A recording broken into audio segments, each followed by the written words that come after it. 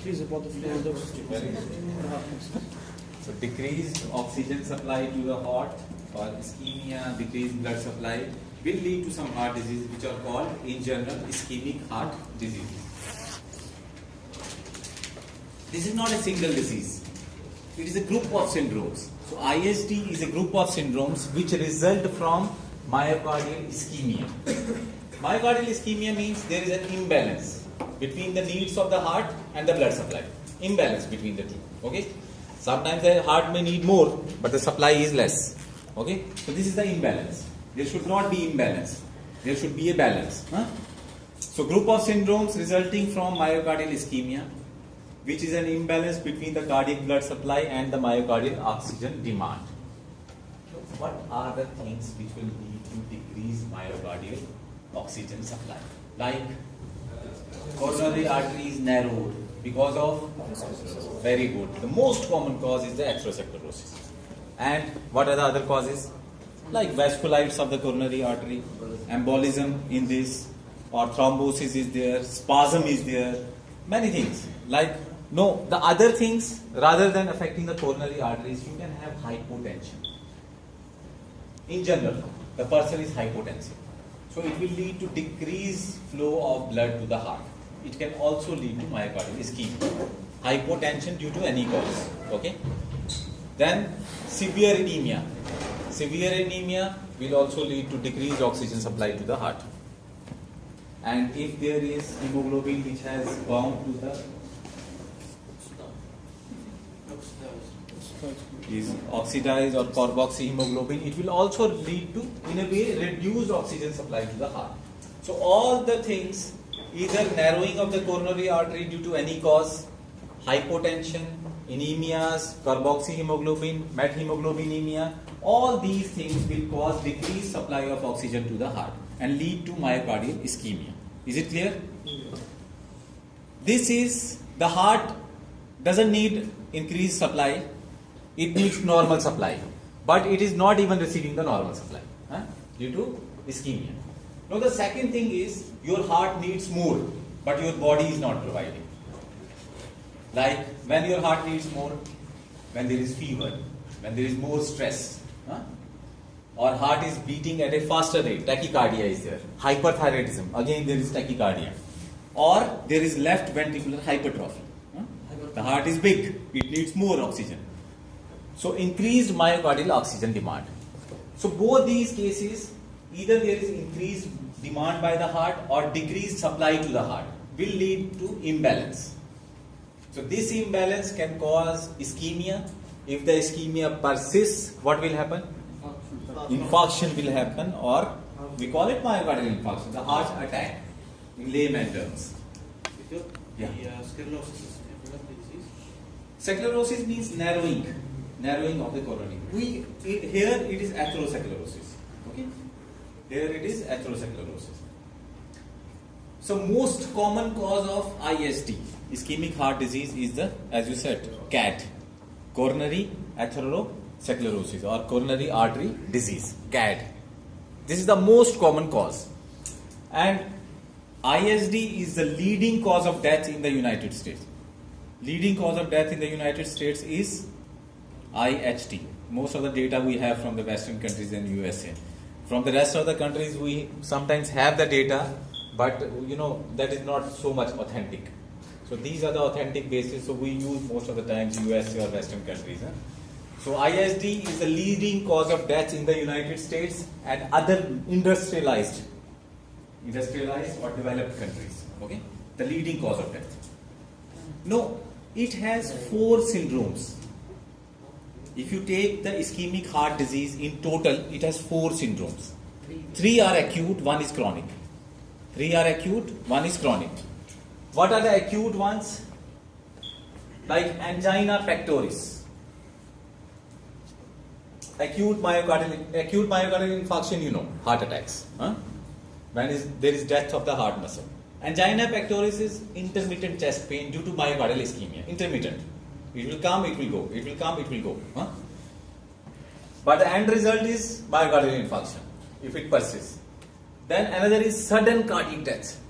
Suddenly the person dies. Sometimes you heard The person dies suddenly.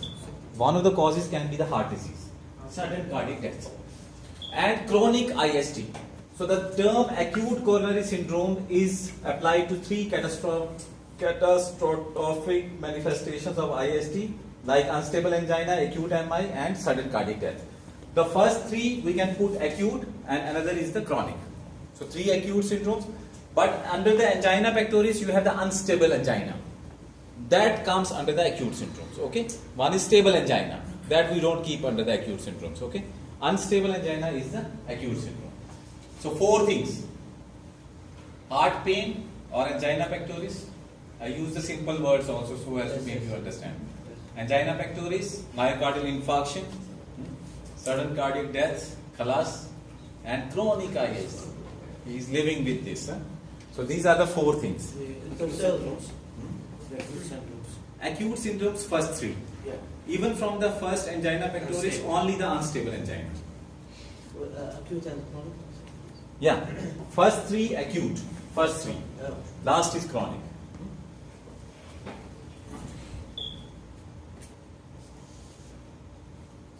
How these heart diseases will occur basically? The mechanism is very clear and very easy to understand. This is a normal artery, okay? No, normal artery, a person goes on eating fats, sweets, doesn't do the physical exercise, and there are genetic predisposition factors also. What happens? Small bits of these fatty things, like LDL, oxidized LDL, accumulates within the vessel wall here. It accumulates, goes on accumulating. So what happens? This was a big lumen, isn't it? The normal. Now this becomes smaller. This is called fixed coronary obstruction. When it crosses 75% mark, it gives rise to stable angina first. Stable angina means a person is exercising, he will have pain. Okay? He is under stress, he will have pain. But if he takes rest, takes nitroglycerin, it will go off.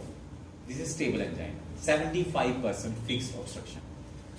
But if this atherosclerosis continues, it crosses the 90%, there will be unstable angina.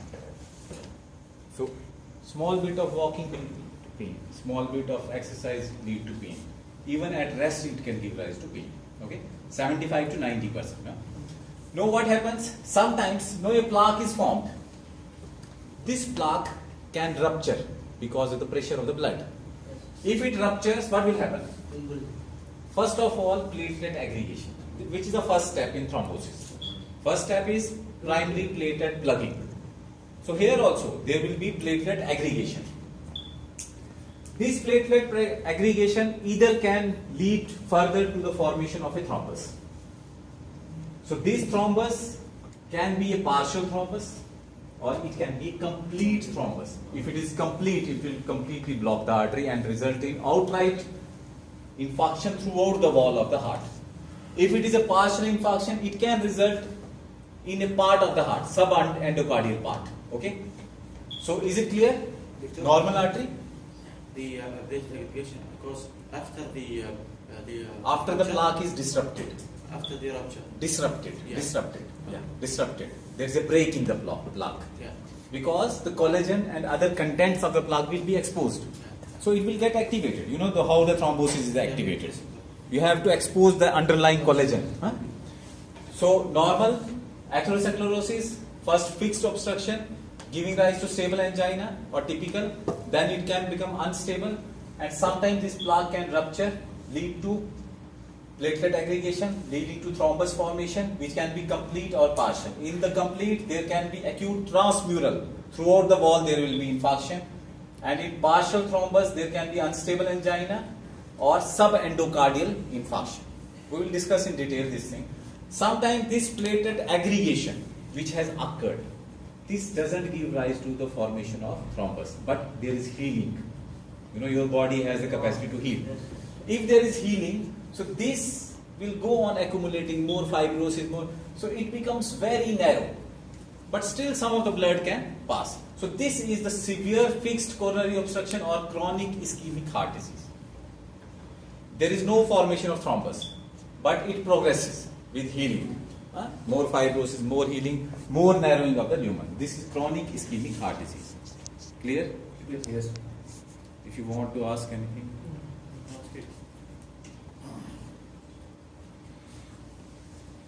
But the people say how these changes occur. There is role of everything. Role of one, acute plaque change. There will be change in the plaque. There will be role of the inflammation, and there will be role of the thrombus which is formed. Why there is plaque change?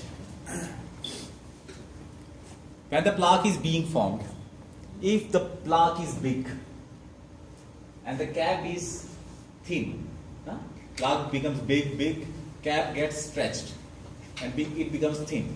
If there is a pressure, there is a stress, high BP and plaque ruptures. You got it? Plaque is there. Normally you have big lumen in the artery, so blood is flowing easily. Plaque is formed, lumen is narrowed. Plaque becomes big. Cap which is covering the plaque becomes thin. So it is bound to rupture sometimes. What happens? Person has a stressful episode. Something stress. What happens? Pressure increases. So it breaks the plaque. There is a rupture of the plaque. So causes of plaque rupture are large atheromatous core with thin fibrous cap. This is one of the cause.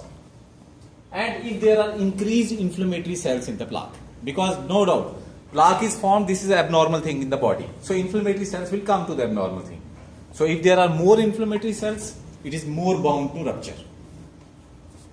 Third is the adrenergic stimulation. When there is more sympathetic stimulation, more break of the plaque. Why? Because sympathetic stimulation will raise the BP, isn't it? And it can break the plaque. That is why most of the myocardial infarctions, they occur from the morning, 6 a.m. to 12 noon. If you notice some of the patients, you will see this is the most common, 6 a.m. to 12 noon. Morning, person wakes up, so sympathetic stimulation goes on. So in the early morning, the sympathetic stimulation is very high, up to 12 o'clock in the afternoon, before prayers. So 6 a.m. to 12 noon, the adrenergic stimulation is high and more chances of myocardial infarction. So be cool during these periods. And intense emotional stress. Again, emotional, a person who is already having a atherosclerosis, but she is not knowing. Suddenly something happens in the family. Somebody dies. So many of the people, somebody has died, they die. Somebody has died. Because of the intense emotional stress, they also died. So how? There must be some mechanism. One of the mechanism is this. The intense, maybe he is having some atherosclerotic plaque. There was intense emotional stress. Suddenly it got ruptured, platelet aggregation along with myocardial infarction, thrombus and complete thrombus, and the person dies. This is one of the mechanisms, sudden deaths. How the plaque changes will occur? It can rupture, simple, rupture. Second is fissuring. Fissure will be created within the plaque. This is a plaque, so there will be a fissure created throughout. Or ulceration. Basically, these are the defects in the plaque. Or there can be hemorrhage within the plaque, which can cause it to rupture. So this is how the plaque will rupture. Is it clear? If the hemorrhage is due to rupture of the underlying small capillaries, underlying the... Yeah, hemorrhage within the plaque will occur first. When this will, hemorrhage will increase, it can rupture the whole plaque. Yeah, from the underlying capillaries it can occur. Second one is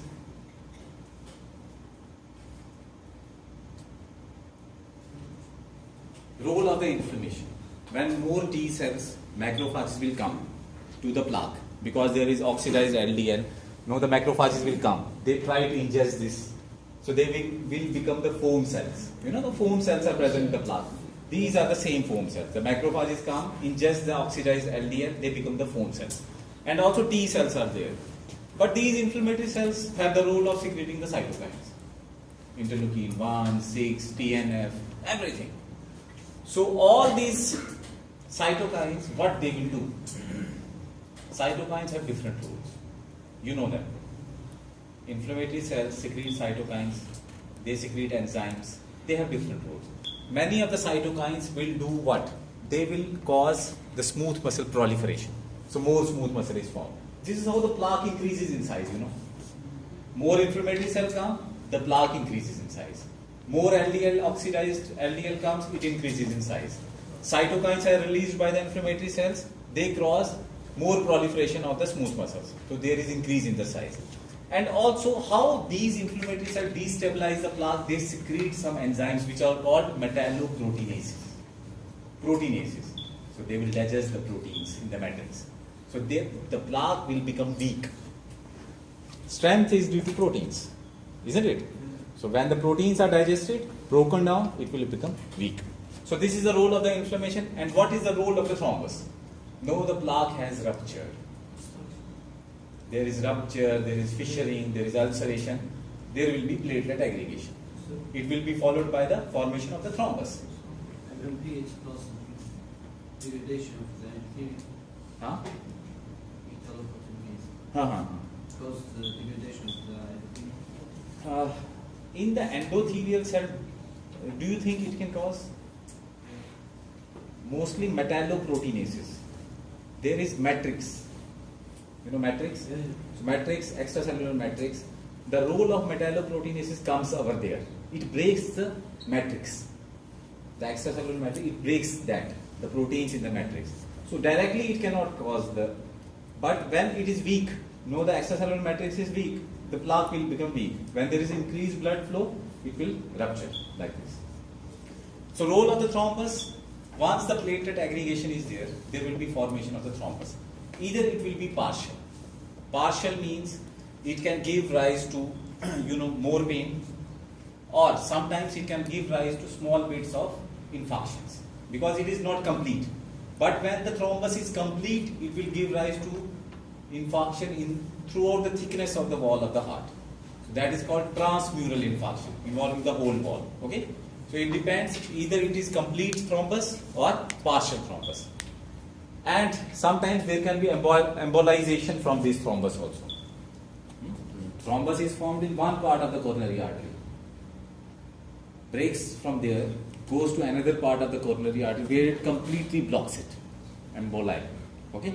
So that is how smaller parts of the heart can be involved.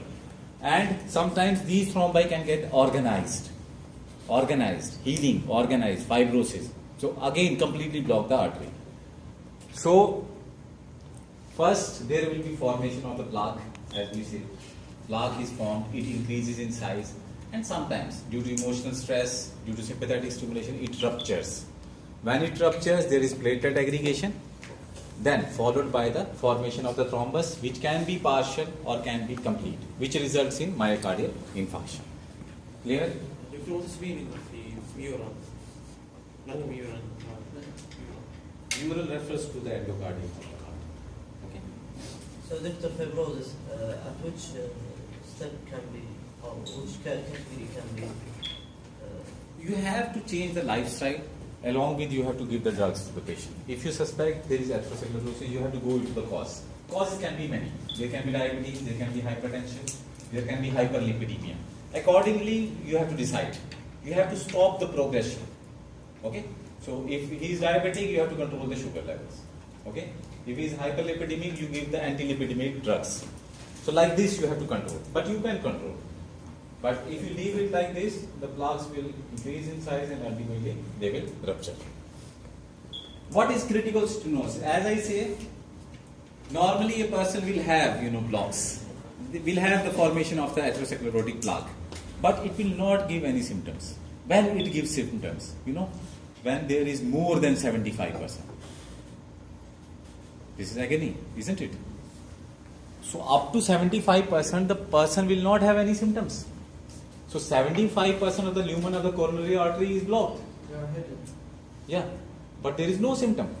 If it crosses 75%, then there is stable angina first. Then it crosses 90%, then it can give rise to heart pain even at rest. So the critical point is 75% blockage, more than 75%. Okay, so this is called critical stenosis. First one occurring at 75%, more than 70%, and second one is 90%, which will give rise to pain even at rest. This will give rise to pain only in cases of stress or exercise. Clear? So this is called critical stenosis. So many of the people will have this thing without pain, and they will be thinking we are good, we are fit, but in fact 25%, 50% atherosclerosis, 50% stenosis is there, 75% also. It crosses 75% gives rise to pain. So think for how much time it would have been there, how much time it would have taken to obstruct the 75% of the lumen. So it's better, rather than to have one episode of pain and then start the treatment, so change your lifestyle now. This is the best thing, isn't it? For you, for me, for everybody. Change your lifestyle rather than thinking, when I will have heart pain, then I will see. No. That is very late. So now we will come to angina pectoris.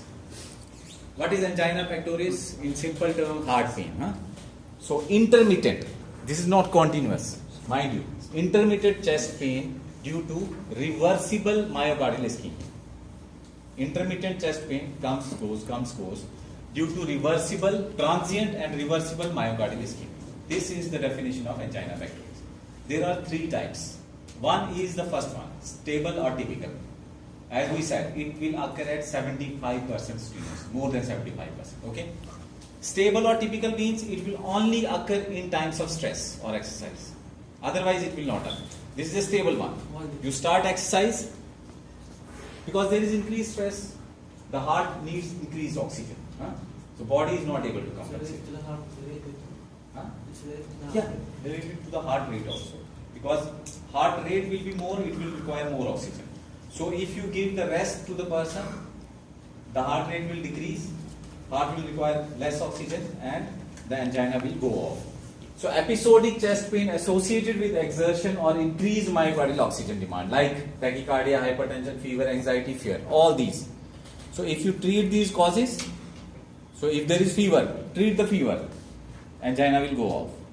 If he is doing exercise, tell him to stop the exercise, it will go off. If there is fear, do something to relieve the fear, anti-anxiety drugs like, and it will be, and what he will have crushing substernal pain here, crushing or squeezing, as if you are squeezing the clothes, like that, squeeze, somebody is squeezing here. With pain referred to the left jaw or left arm. This is the typical presentation. Here pain starts, it is referred here and goes. Associated with fixed narrowing of one or more coronary arteries, and pain is usually relieved by rest and nitroglycerin. If you give rest to the patient, the myocardium will require less oxygen and it will be relieved. And if you give nitroglycerin, which dilates the coronary arteries, it is relieved. Clear? This is a typical angina which occurs only in cases of increased stress or increased demand. Then is the unstable angina. Don't look towards the first one. Unstable angina, which is called crescendo, increasing, crescendo angina. So it means increasing frequency of pain precipitated by progressively less exertion. So no, patient will have more pain. Even small bit of exercise, there will be more pain. Small bit of stress, more pain. It means there is more narrowing of the coronary arteries. Okay? So increasing frequency of pain by progressively less exertion, and it is more intense, more longer lasting than the stable angina, and it can be associated with plaque disruption, thrombosis, distal embolization, and vasospasm. And it is also known as pre-infarction angina. Okay? So most of this angina, this type of angina, is associated when there is disruption in the plaque. There is partial thrombosis in the plaque, or there is distal embolization or vasospasm. So all these, if there is unstable angina, increasing amounts of angina, it means the person can have infarction now. If a person is having unstable angina, which occurs with lesser amounts of exertion, even at rest, so it means he can now have myocardial infarction anytime. Okay? So this is the unstable angina. That is why we call it pre-infarction angina also. There is one more angina which is called Prinzmetal or variant angina. This is angina occurring at rest, completely at rest. person is sitting and suddenly he is having severe chest pain. This is due to coronary vasospasm. There is severe vasospasm in the coronary arteries which lead to pain even at rest, and it can happen not only in the atherosclerotic aortic but also in the normal coronary arteries. But the etiology is not known. In the coronary atherosclerosis you can say what can be the cause, but if it is normal you cannot say. So etiology is unknown and it responds to nitroglycerin or calcium channel blockers. Okay? So this is Prinzmetal or variant angina. Angina occurring at rest due to coronary artery spasm. Is it Most of the times it is not. But you have to treat it. Suppose if the coronary spasm is there, it is very severe and you do not treat it. Ultimately it can lead to, ischemia. So it can lead to, myocardial infarction also. Doctor, you But mean, it will respond to nitroglycerin or calcium channel blockers. you mean doctor, the spasm unknown? Yeah, the reason of the spasm is unknown. If there is atherosclerosis, we can say what can be the reason. There is disruption in the plaque, and the coronary artery responds and undergoes spasm, isn't it? Reflex. But if it is normal, you cannot say. So etiology is not that clear of this Prinzmetal. So angina, 3 types: typical, atypical or unstable, and this Prinzmetal or variant angina. So typical occurs only when there is more than 75% obstruction, but less than 90%. Okay, so only occurs during periods of increased stress or exercise, fear, anxiety. And atypical is whenever a person undergoes lesser amounts of exertion, there is more and more pain, and even it can occur during rest also later on. That is the pre-infarction angina, and Prinzmetal or variant angina is due to coronary artery spasm, and there is pain even during the rest also. Clear? Typical, unstable, and Prinzmetal or variant angina. If you have any questions, because we will be going to the next topic. We will keep the angina here on. We want to cause the death of the heart muscle now. Myocardial infarction. You will stop me, so the heart muscle will die now. So myocardial infarction. The simple definition is necrosis of heart muscle resulting from the ischemia. Okay? Necrosis of heart muscle. And approximately 10% of the MIs, they occur below 40 years of age and 45% above 60. Above 60 or 65? 65. It's mostly in old age, but nowadays, as the lifestyles are changing, so 10% of the MIs even below 40 years of age. You know the reasons, no need to explain them. Huh? And most of the MIs, they will be caused by, as he said, coronary artery thrombosis. CAT, coronary artery disease. 90%. And coronary artery disease superimposed by thrombosis. Thrombosis. When there is thrombosis, so there will be myocardial infarction. And 10% of the cases can be due to some other cause, not due to thrombosis, like vasculitis, emboli, other causes are there. Now, what are the responsible factors for myocardial infarction? There are some risk factors. Who's mobile? It is yours? Sure? You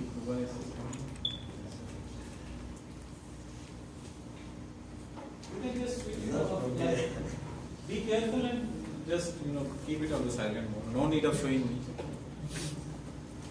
So there are risk factors for heart disease. Many risk factors are there. Some of the risk factors you can modify. Some you cannot modify. You cannot do anything with them. What are the non-modifiable risk factors? Advancing age. You cannot modify it. You will grow old. You cannot stop this thing. Then hereditary or family history. You cannot change it. Gender. No, somebody from the audience will say, we can change the gender also. Ethnicity or race. So these things we cannot change, accepting the gender to some extent. But there are major modifiable risk factors, major, which we can modify. Modifiable, like high blood pressure, you can control it. abnormal blood cholesterol, you can control it. Tobacco use, diabetes mellitus, you can control it. Physical inactivity, you can tell him to be physically active. Obesity, you can give the drugs and other things. Unhealthy diets, you can change the diet habits. So these are the things you can change. And these are the major ones. Major ones. Obesity, diabetes, physical inactivity, like hypercholesterolemia and high blood pressure and diabetes. Other modifiable risk factors, other like low socioeconomic status, mental ill health, psychosocial stress, use of certain medication, left ventricular hypertension, these you can also modify to some extent. So the major modifiable risk factors, if a person has like high blood pressure, diabetes, hypercholesterol, you need to control it. It is very important to control it. Is it clear? So this is how it will occur. Atherosclerotic plaque, there will be thrombosis in this plaque, and this area of the heart which this artery supplies will undergo infarction. When the heart undergoes infarction, so all the feelings of the heart, they become more. They don't die. Yes. Coronary heart disease is the same as ischemic heart disease. Coronary heart disease is same as, no, I have to think about it. What do you think? Coronary heart disease is same as ischemic heart disease? Yes. Most of the times, the coronary artery disease will lead to ischemic heart disease. Most of the times. It can be more than 90%. So you can change these terms interchangeably. Okay? Most of the times it is one and the same. But there are some causes, as I told you, which may be not related. So some of the causes will be there, but most of the times it will be same. So pathogenesis is very simple. Atherosclerotic plaque forms, okay, then it is disrupted, exposing the collagen and necrotic plaque contents. It exposes them, okay, followed by platelet activation and release reaction. There will be platelet aggregation, and it can also lead to vasospasm. Why vasospasm? Because of release from the platelets of the various contents, thromboxane, A2 and other contents, they will cause vasospasm. So vasospasm will lead to further there will be activation of the extrinsic pathway of the coagulation. Once extrinsic pathway of coagulation is formed, there will be thrombus formation. This is the whole process of thrombus formation, nothing else. Exposure of the collagen, formation of the platelet, activation of the platelet, platelet aggregation, followed by the formation of the thrombus, and then there will be necrosis of the heart muscle. This is the first step, which is called coronary artery occlusion. Now this thrombus is formed and it occludes the artery. Okay, occludes the artery. What will be the next step? Myocardium will respond to ischemia. How it will respond? There is coronary artery obstruction by the thrombus. It will block the myocardial blood supply. Blood supply gives oxygen and leads to which glycolysis? Aerobic glycolysis. Very good. When there is less oxygen or no oxygen, what will happen now? Aerobic glycolysis will stop. No oxygen. What will happen now? Anaerobic glycolysis. Anaerobic glycolysis. So there will be more formation of lactic acid. Decreased ATP. Oxidative phosphorylation, more ATP. Anaerobic, very less ATP. So aerobic glycolysis ceases. It will lead to decrease in the ATP and increase in the lactic acid. When decreased ATP is there, contractility of the heart muscle will be lost. Okay? So loss of contractility, and loss of contractility means first there will be reversible injury. Anytime there is some injury, it is first reversible. If you remove the cause, it can be reversed. Okay? So reversible injury. You do not remove the cause, it will become irreversible. And followed by there will be injury to the microvasculature also. Okay? So you understand it? Atherosclerotic plaque, followed by formation, disruption, platelet plugging, thrombosis. Then thrombus completely obstructs the coronary artery, leads to decrease in the blood supply to the heart, which will cause decrease in the aerobic glycolysis, increase in the anaerobic glycolysis, decrease in the ATP will lead to loss of the contractility. And you need your heart to pump all the time. Okay? If it is not pumping, then you can imagine what will happen. So loss of contractility, first reversible injury followed by irreversible injury or necrosis. Irreversible means necrosis of the heart muscle. So this is how it will happen. Again you can have a look. Coronary artery occlusion, how it happens? Disruption to thrombosis. Then what is the response of the myocardium? First reversible, then irreversible injury. So the final location, size and morphological features of an MI will depend upon many factors. Many factors are there, like what is the location, severity and the rate of development. Where it is located, which coronary artery. Very important, posterior, anterior, which branch of the coronary artery. Severity, complete or partial. Rate, how much quickly it develops. Then size of the vascular bed, whether this coronary artery supplies a big vascular bed or a lesser amount of heart muscle. Duration of the occlusion, for how much time it is there, because there is a definite time. After this time, irreversible injury. Metabolic demands, what are the metabolic demands? Already the heart is pumping more blood, so it requires more oxygen. Then extent of the collateral circulation. If the coronary occlusion develops slowly, the collateral supply will open up. If it develops quickly, there is no time for collateral openings. Okay? And coronary artery spasm, whether this thrombus is associated with spasm. If there is spasm also, more damage to the heart muscle will be there. So these are all examples, and this is how it will occur. Look at the minutes, ATP and lactate. So as soon as myocardial infarction or ischemia occurs, ATP decreases. Clear? ATP decreases and lactate increases. Okay? From 30 minutes there will be reversible injury. So 30 minutes is the target. Within 30 minutes you should do something. After that, it doesn't mean within 30 minutes, if it crosses the 30 minutes you should not do anything. You have to do. But 30 minutes is the, more chances of salvation. So this is 1 hour, 2 hours, 3 hours. So this is a reversible injury up to 30 minutes. After this, irreversible injury. So more dead myocardium will accumulate. So you have to quickly you have to do something. You have to lyse the thrombus. You have to give any other therapy which you want to give. And ischemia, suppose you cross this limit, so you cannot recover now the myocardium. So less chances of recovery of the myocardium. You have to intervene as quickly as you can. Clear? Doctor, second one. Yeah. It tells you only one thing. Up to 30 minutes, there is reversible injury. After 30 minutes, there will be irreversible. So whatever you have to do it quickly.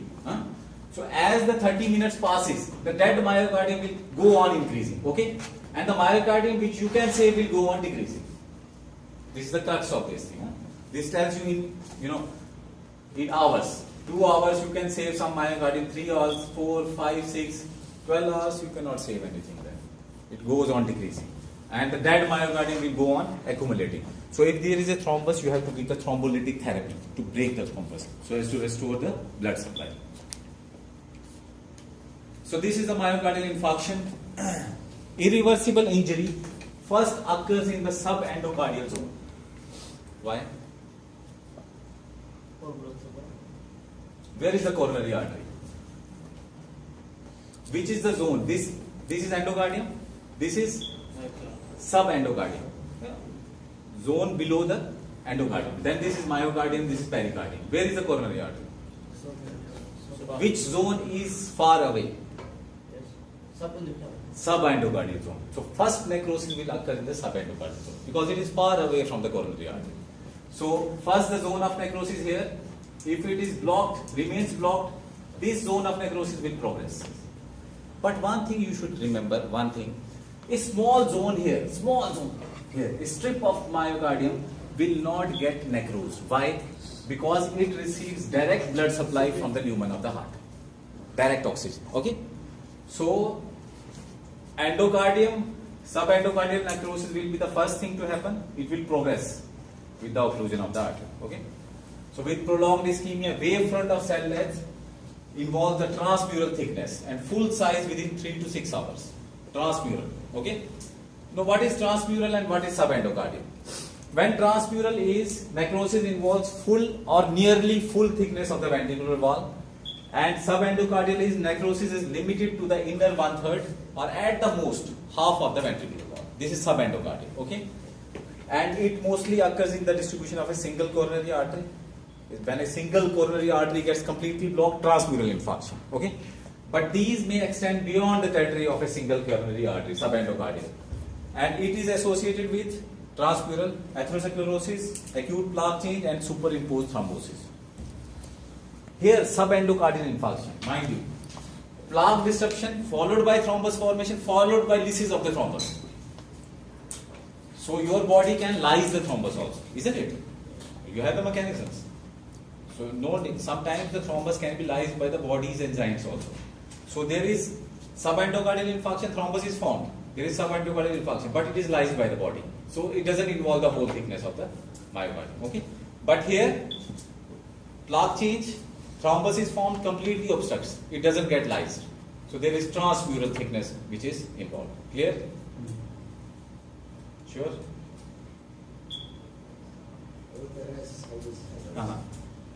When a thrombus is formed, it is not lysed by the body. It completely obstructs the coronary artery. There is complete infarction, transmural infarction of the heart valve. Okay? But if your body mechanism comes and destroys this thrombus, lyses this thrombus, it breaks down, restores the blood supply. Only few, millimeters or subendocardial portion of the myocardium will be damaged. Yeah, it depends, but this part of the myocardium will be dead. Yeah. Necrosis once occurred, irreversible. So you cannot reverse it. But transmural it will not be. Huh? So this is the transmural and the subendocardial infarction. Now patient goes to the doctor. What happens? Doctor does the therapy. Okay? He goes for thrombolysis, gives some tablets or injections to break the thrombus. Okay? He does the balloon angioplasty also, or CABG, coronary artery bypass graft. Sometimes what happens, when you restore the blood supply to the dead myocardium, you restore the blood supply, there will be more injury. Why? This injury is called reperfusion injury. Reperfusion means you are restoring the blood supply. But this restoration of the blood supply is causing more injury. There is reason for this. This may not happen always, but it can happen. So what is the reason for this? This is called reperfusion injury. So a person can have more symptoms after the treatment. So doctor will think why? It can be because of the reperfusion injury. Because when you restore the blood supply, more leukocytes will go there. So more leukocytes will go because there is necrosis there, isn't it? So necrosis, they are attracted towards the necrosis. When more leukocytes will go, what will happen? Leukocytes contain many free radicals. They will produce the free radicals. These free radicals will attack the endothelial cells. They will cause hemorrhage, endothelial swelling, and that will occlude the small capillaries. Got it? They will occlude the small capillaries and prevent the local blood flow. This is called no reflow. Okay? No reflow. So you are attempting reflow, but ultimately there is no reflow because of oxygen free radicals which are brought by the leukocytes. Okay? Because they will damage the endothelial cells, cause their swelling and block the lumen of the capillaries. And what you will find, myocytes will show this type of necrosis then. They will cause more death of other myocytes. They will show contraction band necrosis. So you will have intensely eosinophilic transverse bands composed of hypercontracted sarcomeres. So sometimes the treatment by a doctor can result in more myocardial injury or more myocardial ischemia, more myocardial cell death, which is called reperfusion injury. It is because of more leukocytes will come and they will release the free radicals which will injure the endothelial cells of the capillaries, and these capillaries, when they are swollen, endothelial cells, so they will block the lumen of the capillaries and they will block the blood supply, and this will ultimately result in contraction band necrosis. Clear? This is the reperfusion injury. Clinical features Again, severe crushing substernal pain, which may be referred left arm, epigastrium or jaw, lasts from 20 minutes to several hours. Okay? And if you give nitroglycerin or rest, it will not be relieved. So angina gets relieved by nitroglycerin and rest. But here it will not get, because there is necrosis of the heart muscle. So there will be more and more pain. And sometimes 10 to 15% of the cases. How can I differentiate from second type of angina, which variant of angina? It responds. It responds. Variant angina responds to nitroglycerin and calcium channel blockers. It responds. It occurs at rest, but it responds. This doesn't respond. Now, in 10 to 15% of the MIs, no pain is there.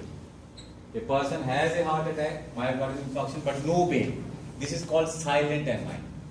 Where it happens? In elderly and diabetics. Why? Reason? Neuropathy. Very good. Autonomic neuropathy. So there is no pain. Because of the neuropathy in diabetics and elderly, 10 to 15% of the cases will have silent MI. No pain, nothing, but they have necrosed heart muscle. And what will happen now? What are the other symptoms? Pulse is rapid and weak. I cannot say like this. Rapid and weak. And patients can be diaphoretic.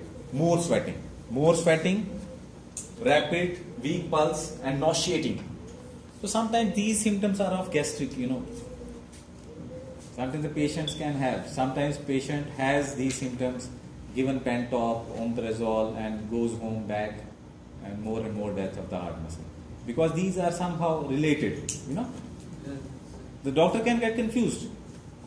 So diaphoresis, sometimes the severe, it has happened with many of the doctors. They have referred the patient back home and he has come back again.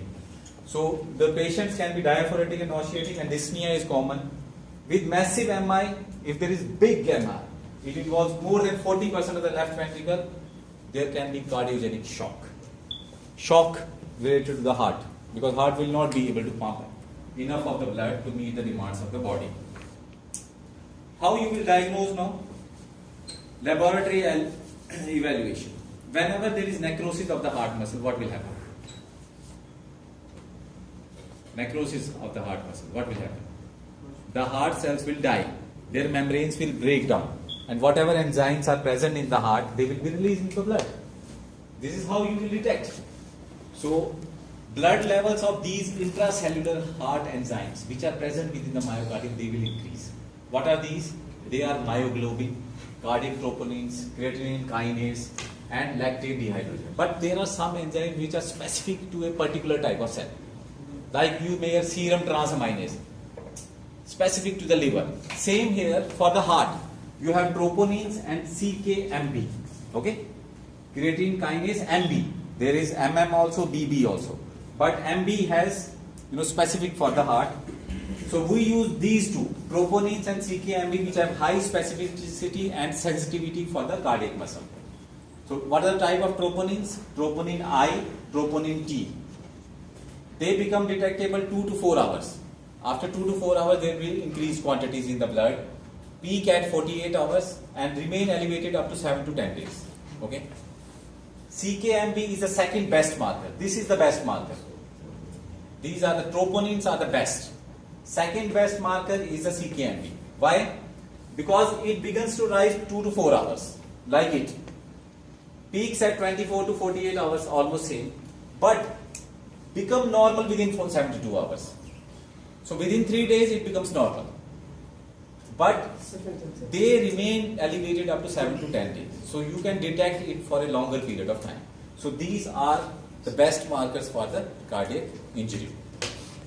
So this is the blood test which you will do. Then you will go for the ECG. ECG you will find Q waves. I cannot explain these things now. ST segment changes, T wave inversion, arrhythmias you will find. Then most of the common causes are sudden cardiac death can be due to a lethal arrhythmia. Arrhythmia means incoordination in the contraction of the heart muscles. So C-reactive protein, this is the ECG. ECG you can study at home or with the medicine people. They will show you what are the Q waves, what are the ST segment changes. C-reactive protein, this is a marker. If you want to predict the risk of a patient for myocardial infarction, you can measure the C-reactive protein. If it is more than 3 milligram per deciliter, it is the severest of the risk. So this person will have myocardial infarction. So marker to predict the MI, because this you will do in the angina patient to determine how much is the risk. I think 1 to 3 milligram is the moderate, below 1 milligram is minor risk, and above 3 milligram is the severest risk. So these people, if a person has angina and you find 3 milligram per deciliter of C-reactive protein, more than 3 milligram, it means there are 100% chances of going into the myocardial infarction. Other things you can do, echocardiography, MRI, perfusion scintigraphy, but these are the most important. Lab evaluation, cardiac troponin, CKMB, and the ECG markers. What are the consequences and complications now? What will happen to this person? Either there can be contractile dysfunction, because when the heart muscle will die, there can be left ventricular failure. If it involves the left ventricle will fail. It will not pump enough of blood. Or if it involves more than 40% of the heart muscle, there will be cardiogenic shock. The heart will not be able to pump enough of blood to the body. Or there can be arrhythmias, incoordination between the contraction of the heart muscle. There can be rupture of the myocardium. Necrosis is there, so it can rupture. Pericarditis can be there. Thrombus formation in the heart. There can be thromboembolism.